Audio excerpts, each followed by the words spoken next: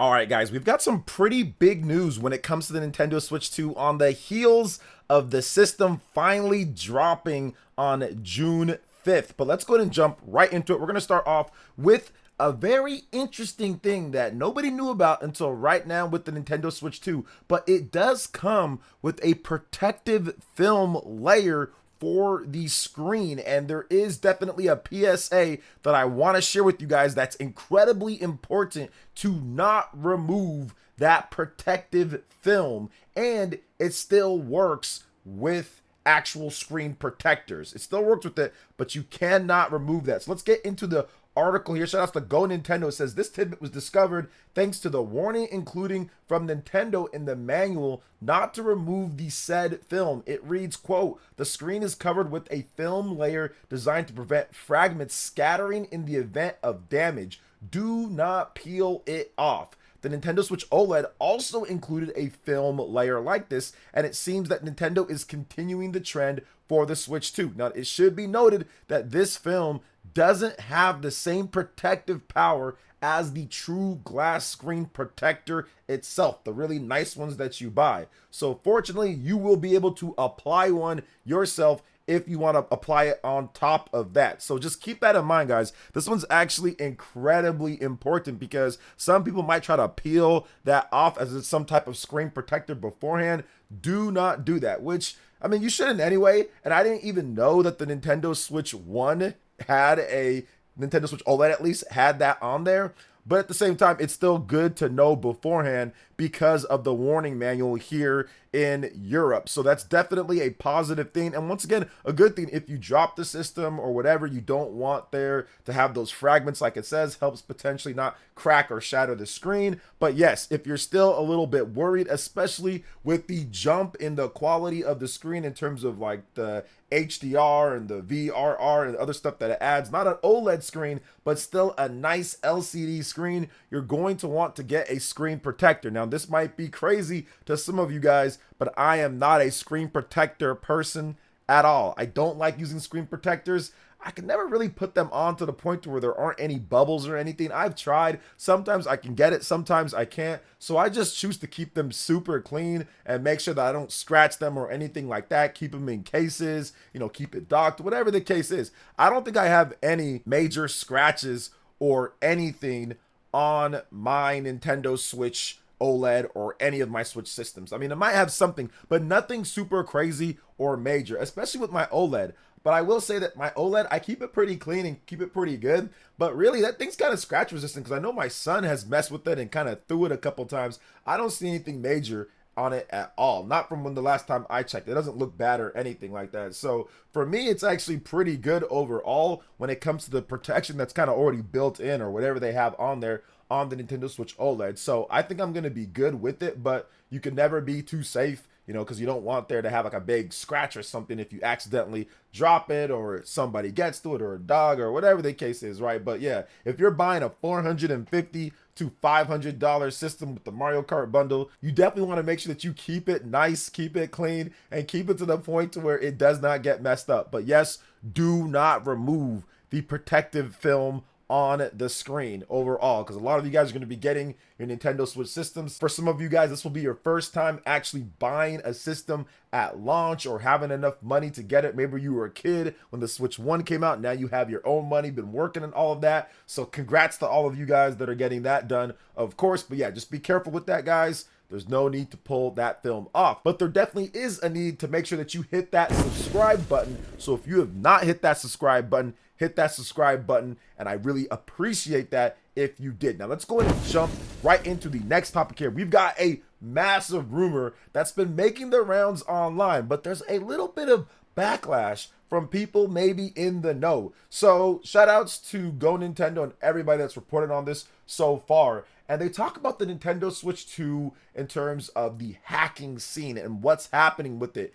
Is there a stymie, a wall, a brick house that's being built with people that are trying to hack the system and what's happening to it? Well, let's get into this. Shout outs to once again Go Nintendo getting the article from there. And they say that for generations of systems, Nintendo has been trying to stop the hackers. dead in their tracks. Overall, Nintendo sees hardware hackers as one of the who opened the floodgates for ROM dumps and other nefarious methods of playing games. The hacking scene has always been around from the Wii onward. Nintendo and hackers have been playing cat and mouse for a hot minute. That is true. Nintendo has been playing cat and mouse for a long time with these dudes. Anyway, there's no doubt that when Nintendo set out to create the Switch 2, they also wanted to build their most secure, their most safe, their most locked down system that they can ever do. And it seems like maybe that might be the case based off of that. I'm pretty sure that Nintendo put in so much work to make sure that they try to lock this system down. But it looks like maybe they're trying their best with the Nintendo Switch 2. Now, we've got some early reports about the Nintendo Switch 2 hacking scene, and apparently those who have attempted, once again, this is a rumor, do not take it as 100%, but this is a rumor, but apparently people who have attempted to gain access to the system have been stopped dead in their tracks. Numerous methods have been attempted, but everything so far has resulted in a bricked system. It seems like that for now at this point. No matter what angle hackers take, Nintendo maybe has been prepared. Now remember, guys, these are just early reports. I'm pretty sure that there's going to be other stuff, other ways, other exploits, other ways to try to get stuff done. And eventually somebody's going to be able to do it. It always happens. But I think the biggest thing here is that it doesn't take like a paper clip, some bubble gum, and a smile on your face in order to get this done like that happened with the Nintendo Switch 1. Literally, somebody flipped it upside down and had a paper clip, and it was hacked within a frame 1 second, like a millisecond, it was already hacked. So I think that might be the takeaway here. Now, do I think that it's unhackable and they can't do anything? No, probably not. Because MVG just came out and talked about this on Twitter because Nintendo Prime put out a video saying it's unhackable for right now from the reports. And he pretty much said, you have no idea what you're talking about. So that was interesting to see overall. So I'm guessing that there's more to the story to be revealed. And obviously, hackers are going to want to hack this system like they always do. And like I said, I'm pretty sure at some point, they will find a way to get it done. But I think that it's going to be significantly harder. And also with the threat of the breaking of the system, which, by the way, has been in the EULA for a long time. And it's also in other systems, EULA, or other companies like Sony, for example, can do the same thing. Heck, they've done it before when it comes to even the PS5. We saw Jake Randall talk about that. But overall, I think that it's going to be interesting just to see how all of this plays out. But I'm pretty sure, yeah, Nintendo probably spent like thousands upon thousands of man hours trying to figure out the hardest, craziest way to make sure that you cannot hack the system. Apparently, if you put in the MIG switch cartridge, all sorts of things start happening. I don't know anything about the hacking stuff, guys. I am just the messenger when it comes to talking about some of this stuff. So I don't even know if it's even happening. But once again, we will see. I think eventually things will kind of break down, but it's not going to be as easy it seems. So let me know what you guys think. But let's talk about stuff that is officially supported at this point. And that is Game Share. Game Share is a pretty cool new feature that allows you to share your game with someone locally or even on the internet. So it's essentially like one of the best features from the Nintendo DS called DS Download Play. One game, you can share it with your friends. But this one, you can do it online and you can do it local. Now, here are the list of games, which will probably be updated. We'll add more to it. But for right now, here are the list of games that actually support the Game Share feature. So keep that in mind if you're looking at what games to maybe pick up, if you're going to be playing with family and friends. So far, this is an update game, or some of these are update games. And that is Big Brain Academy, Brain vs. Brain, Captain Toad Treasure Tracker, Clubhouse Games 51 Worldwide Classics. And I highly recommend that game for game nights with the families. I mean, that has all sorts of cool old school board games and stuff like that. So that one would be pretty good to pick up. Fast Fusion, which is a fantastic racing game from Shinin Multimedia. That game's only $15 and you can share it with your friend online and local. So definitely recommend that. Split Fiction, that's actually one of the best games rated this year and an early Game of the Year candidate. And it is built, literally built for multiplayer co-op action, and one person can take the game. You can share it easily through game share as well. So I highly recommend Split Fiction if you're looking for a great co-op, local, or online multiplayer game to play with a friend or family. Super Mario 3D World plus Bowser's Fury, that's getting multiple updates. That's a Switch 1 game being updated for the Nintendo Switch 2 with a free patch as well. But the cool thing about Super Mario 3D World plus Bowser's Fury is that it's got co-op all throughout. So you can play 4-player co-op with the main game, and then you can play 2-player co-op with Bowser's Fury, and that's gonna run and look better overall, especially if you play in handheld mode, because they've updated the resolution and frame rate for Bowser's Fury, where that game ran at 30 frames per second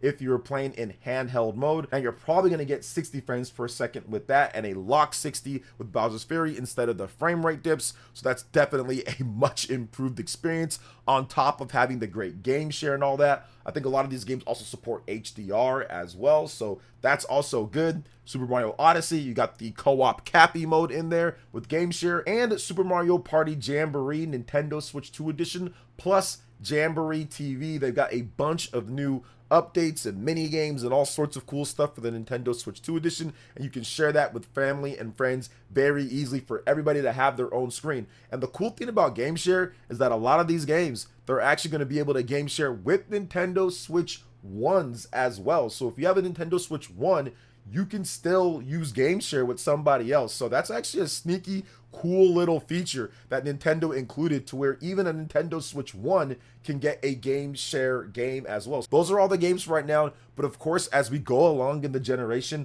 I will update the games list for you guys that support game share. Now, speaking of game share, this game has been, I would say, played by a lot of people. 8.5 million to be exact. Let's talk about one of my favorite IPs out there, Dragon Quest. So Square Enix has announced that Dragon Quest XI, Echoes of an Elusive Age, has shipped nearly 8.5 million units worldwide since its launch back in 2017. So it actually launched the year that the Nintendo Switch launched, the Nintendo Switch 1, and then it came 2 years later for the Nintendo Switch itself. It was 3DS and PS4, then 2 years later for the Nintendo Switch 1, and then it came out a bit later after that for Xbox and PlayStation in terms of the updates. But they took the Switch version and updated that one, the Dragon Quest XI S version, so it doesn't quite look as good as the original base PS4 version, which was built for the PlayStation 4, which is a very interesting aspect. But the content in the Dragon Quest XI S version is just so much better. But essentially what they're doing is they're combining every version of the game. So Xbox, PlayStation, Nintendo Switch, 3DS, the base PS4 version original, they're combining all of that, and you get 8.5 million. So that's definitely a good thing. When people say, oh man, turn-based has been dead, or Expedition 33 bought it back because of the sales. Not really, because we've had stuff like Metaphor, we've had Persona, we've had SMT5, and we've had Dragon Quest still selling in the multiple millions. Dragon Quest 11 here, 8.5 million. With Dragon Quest 12, that's probably going to be revealed, I think personally, this year for the Nintendo Switch 2, PlayStation, Xbox, maybe PC as well. I think it's going to happen at a Nintendo Direct, and they're going to show off this game in all of its glory. So I love Dragon Quest XI. I think that game is fantastic. And now they're going to take that and build something off of it, but they've got plenty of time and revenue. Dragon Quest XI made sure that they had all of that, and I think that it's going to lead to a spectacular reveal of Dragon Quest XII sometime this year, and if not this year, definitely next year when it comes to the first gameplay, actual first footage, and not just a teaser, CG title screen and all of that. So Dragon Quest looking good so far. But let's get into another thing that's looking good and coming out very soon as of the time that I'm recording this video, and that's Mario Kart World. We have a brand new mission that actually shows off some wave race style mission mode. This is what I want to see. I want to see more of stuff like this. This is actually one of the most anticipated things for me in the game, is to be able to hit the water, hit the waves, and be like a wave race type of game. I like that a lot. And they showed it off here. They have this P missions that you have to do and unlock.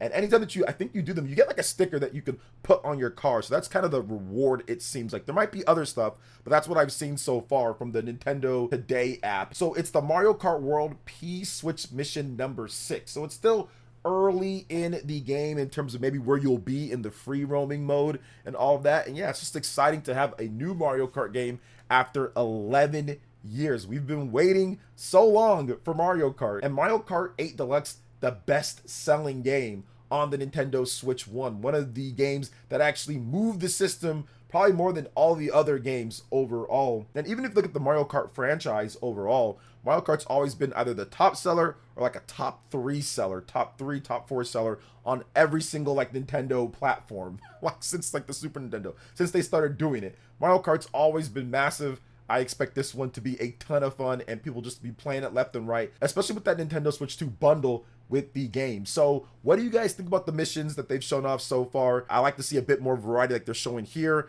I can't wait to play more of it. But what do you guys think about that and everything else that we talked about when it comes to the interesting and big news with the Nintendo Switch 2? Very important when it comes to some of this stuff. Let me know in the comment section below. All right, guys, that wraps it up for this video here. Thank you so much for watching. I do appreciate it. Please make sure you hit that like button, subscribe if you're someone new, click that notification bell, and check out my other Nintendo Switch 2 RPG content and more right here on screen. Thanks for watching, and we'll catch you guys for the next one. Peace.